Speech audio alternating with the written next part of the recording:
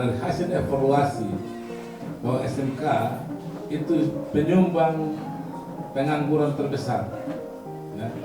Jadi pengangguran di Indonesia itu paling banyak disumbangkan oleh tamatan SMK. Mengapa demikian? Karena tidak kompeten. Karena tidak kompeten, apa yang dihasilkan oleh SMK ternyata tidak dibutuhkan oleh dunia usaha dan dunia kerja. Itu menjadi problem, sehingga banyak lulusan SMK tidak bisa terserap dan menimbulkan terjadinya pengangguran yang begitu besar. Maka dikeluarkanlah instruksi Presiden untuk melakukan revitalisasi SMK.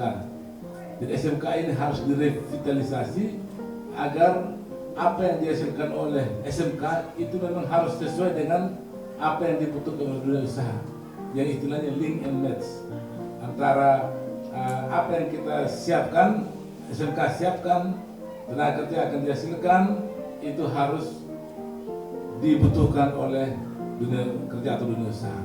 Nah, berkaitan dengan itu, maka yang harus, salah satu langkah yang harus ditempuh oleh SMK adalah melakukan penyelarasan kurikulum. Artinya bahwa apa yang dibutuhkan oleh dunia usaha itu yang harus disiapkan oleh SMK. Nah, kurikulum sekarang dengan adanya kurikulum Merdeka atau yang dicetuskan oleh Pak Nadiem Makarim itu sudah kembali pada KOS atau kurikulum operasional sekolah, di mana sekolah diberikan tanggung jawab dan kewenangan untuk menyusun kurikulumnya. Apa yang diajarkan kepada anak itu menjadi kewajiban dari sekolah. Kalau dulu ada sedikit berbeda, semua materi dan apa semua disiapkan oleh pusat dan kita disuruh mengikuti. Tapi untuk sekarang dengan adanya kurikulum operasional sekolah, maka sekolah diberikan kewenangan untuk menyusun kurikulum.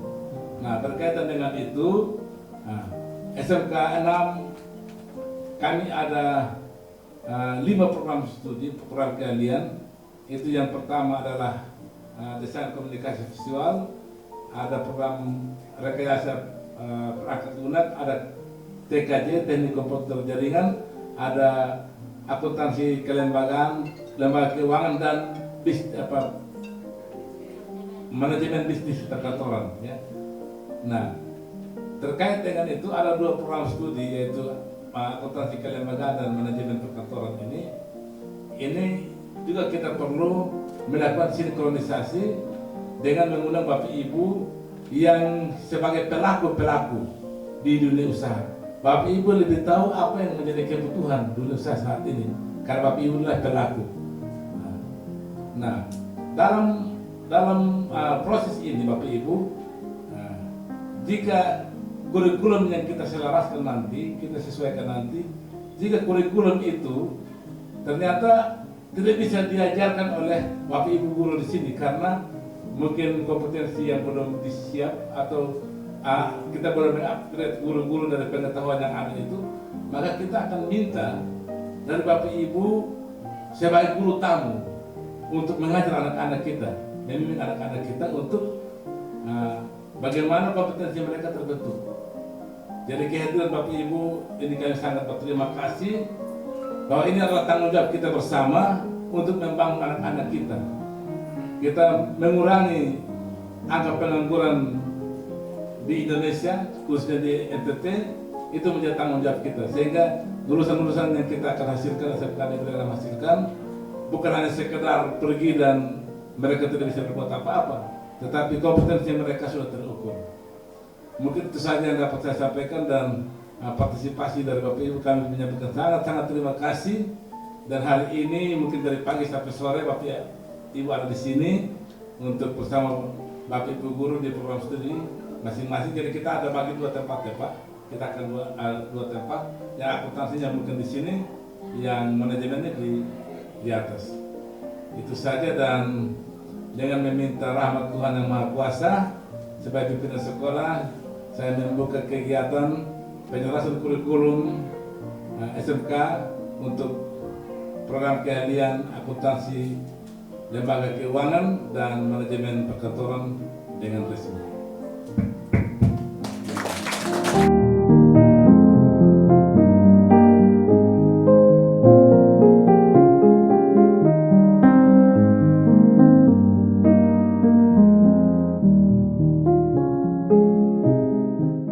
Pusat keunggulan. Di sini SMK pusat keunggulan bukan berarti sudah unggul, belum. Menuju ke SMK unggul ya Bapak Ibu. Jadi ini program adalah menyelaraskan bagaimana anak-anak kita diharapkan nanti setelah tamat SMK itu bisa terserap. Salah satu cara adalah kita menyelaraskan untuk kurikulumnya dengan yang dibutuhkan di dunia kerja. Gitu. Sehingga apa saja yang diperlukan di dunia kerja itu maka nanti akan langsung diserap untuk di sekolah, kita selaraskan kurikulumnya sehingga anak-anak kita nanti tamat dunia kerja langsung bisa menerima. Karena apa? Yang diajarkan di SMK itu sudah sesuai dengan tuntutan dunia kerja.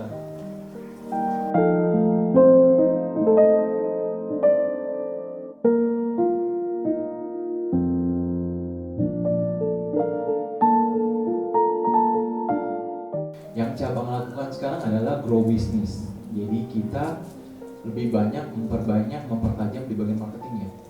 Kalau bicara jurnal-jurnal tentang pembukaan akuntansi itu di cabang untuk operasional kita, untuk contoh kecil seperti penggunaan kertas dan lain-lain itu kita sudah ada aplikasinya sendiri karena kita sendiri salah satu bank yang pilot project untuk sustainable finance atau bank yang mendukung finance yang keberlangsungan terhadap go green.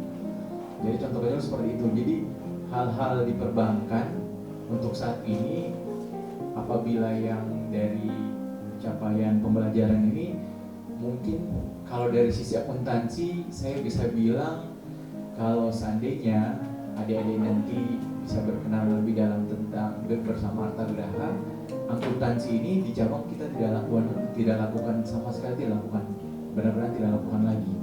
Yang di cabang sekarang adalah untuk grow kepada bisnis kita. Jadi dari sisi operating sehari-hari itu kita touch langsung dengan nasabah.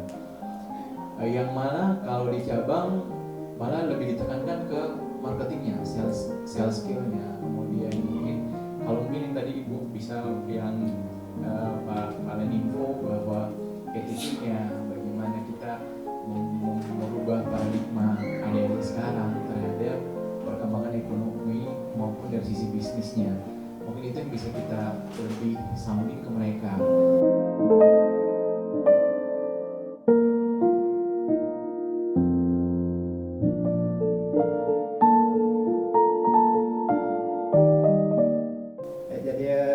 Intinya bahwa kita membutuhkan produk yang berkualitas, itu kita membutuhkan.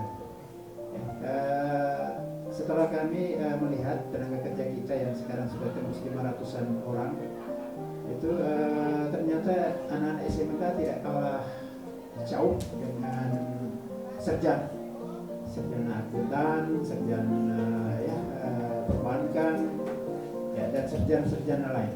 Karena menurut kami setelah kami kaji ternyata yang SMK ini khusus bergelut di bidangnya. Jadi dia betul-betul ditata, digembleng selama sekian tahun ada di bangku sekolah itu. Ini yang positif.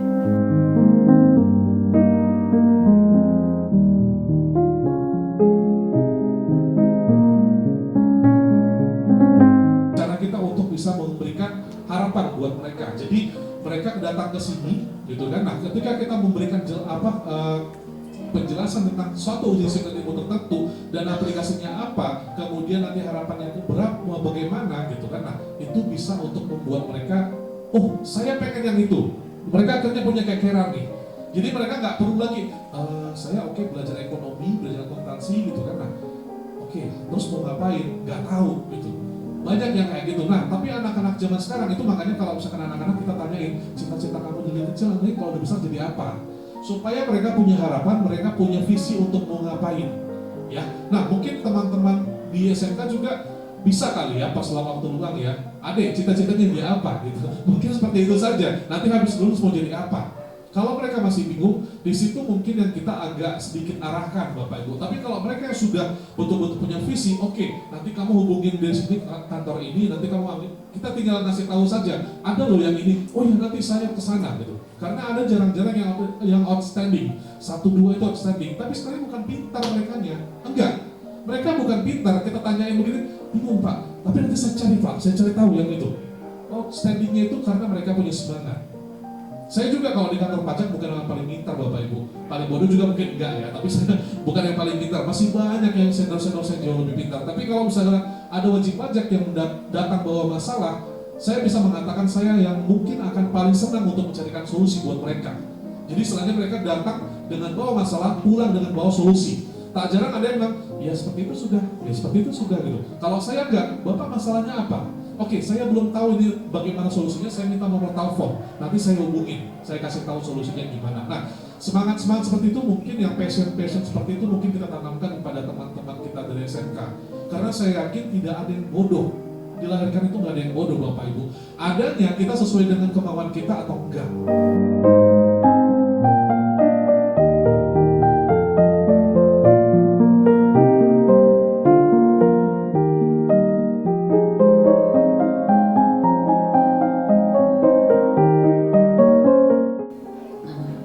Contoh kalau kita di pemerintahan terkait dengan akuntansi ini Bu, agak beda dengan akuntansi perusahaan karena kita akuntansi keuangan daerah. Jadi tetapi dasarnya seperti yang telah diuraikan di sini bahwa di kelas 10 itu sudah belajar teori, terus nanti di kelas 11 dan 12 itu ada aplikasinya. Memang dasar itu penting sekali untuk adik-adik tahu. Walaupun mungkin istilahnya saja yang beda, tapi kalau alurnya mungkin hampir sama. Jadi mungkin istilah di pemerintahan agak beda sedikit, tetapi menurut saya itu alurnya sama. Tapi kembali lagi pada adik-adik yang mau berpraktek ini, harusnya mereka juga harus lebih berinisiatif untuk mau tahu, untuk mau belajar, karena seperti yang disampaikan tadi memang beda hal yang dibelajarkan di sekolah dengan praktek itu beda. Jadi kembali lagi kepada adik-adiknya apakah ia lebih mau tahu gitu.